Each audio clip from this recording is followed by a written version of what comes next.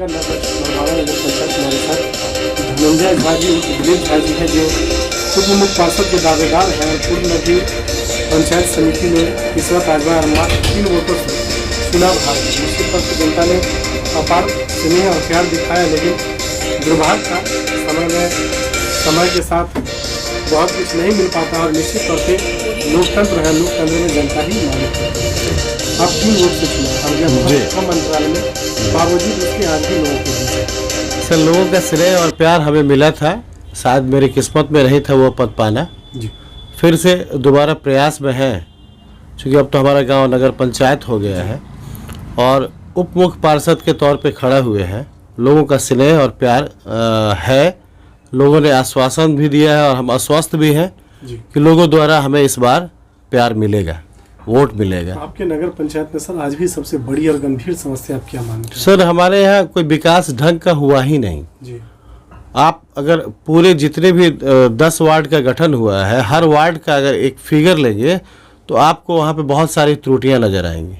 जिस त्रुटियाँ पे इलेक्शन के टाइम में तो वादे बहुत सारे होते हैं जो भी आदमी प्रतिनिधित्व किए हैं, लेकिन इलेक्शन जीतने के बाद सिर्फ अपने जेब के बारे में सोचते हैं। व्यक्ति विशेष विकास होता है निश्चित तौर पर, जगह का विकास नहीं, कोई जगह की विकास नहीं। हमारे समर्थक कौन है, हमारे ज्यादा चाहने वाले कौन है, व्यक्ति विशेष जी व्यक्ति विशेष ही होता है, व्यक्ति विशेष का। हाँ, यहाँ पे सार्वजनिक तौर पे कोई एक काम पंचायती राज द्वारा बहुत ढंग का हो, ऐसा अब तक देखने को नहीं मिला है।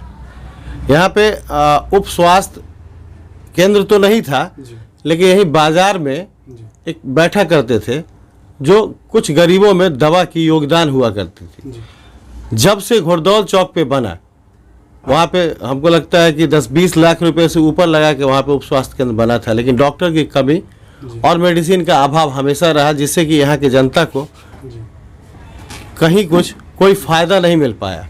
आज भी लोग यहाँ सोचते हैं कि हमें स्वास्थ्य के बारे में कुछ फायदा हो, लेकिन नहीं, उसके लिए अगर यहाँ पे एक छोटी सी बात डिलीवरी की भी हो जाए तो उसके लिए हमें प्रखंड स्तर पे सिंहवाड़ा जाना पड़ता है। आपके यहाँ अगर समस्या की बात करें सर, ये जो आपका नवगठित नगर पंचायत भरवाड़ा है, इसमें मुख्य रूप से अतिक्रमण, जल जमाव, सार्वजनिक शौचालय, सड़क नाला और स्वास्थ्य समस्या ही समस्या है। बहुत ही विकट स्थिति है। आप यहाँ के किसी भी टोला या कस्बे में जहाँ भी आप जाएंगे, वहाँ ये चीज़ आपको कूट कूट के मिलेगा।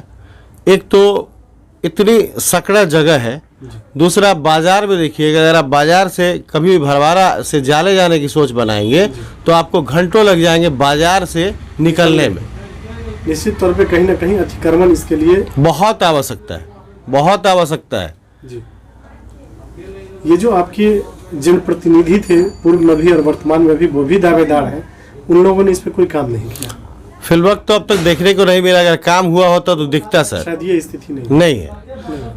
आप जहाँ भी देखें नाला ही बना है या सड़क बना है। दुर्भाग्य है, 1 साल पहले यहाँ की सड़क बनी है और 3-4 साल पहले यहाँ का नाला बना है।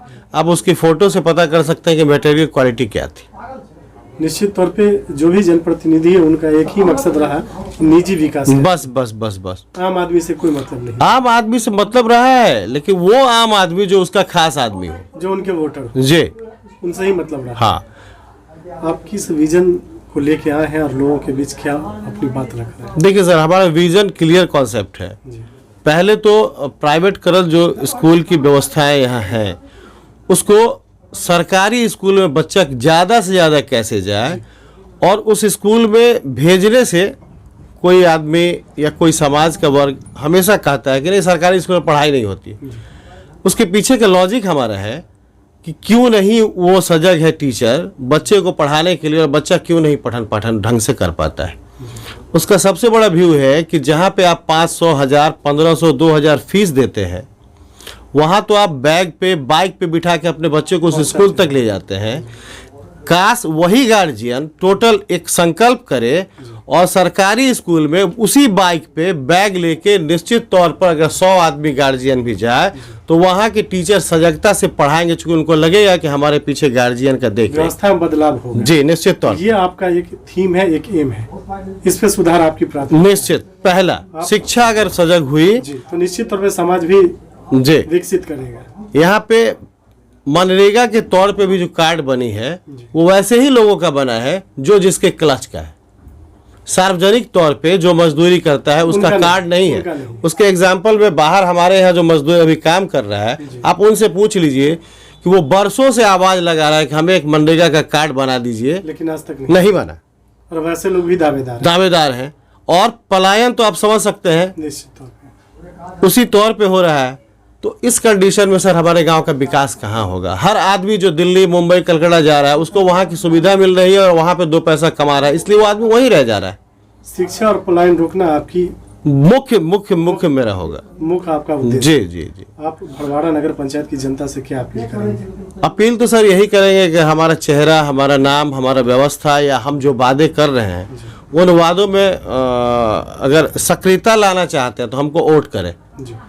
और शायद वो वोट 5 साल के लिए होगा। अगर उस 5 साल में हम बढ़िया से बढ़िया काम करके या बढ़िया से बढ़िया जनता को सुविधा मुहैया नहीं कराएं। हमारे गांव के बहुत सारे बच्चे हैं जो क्रिकेट खेलने के लिए, छोटी छोटी जो खेल होती है एथलेटिक्स के लिए, इनको बहुत दूर जाना पड़ता है, जबकि हमारे गांव में एक छोटी सी मैदान भी नहीं है।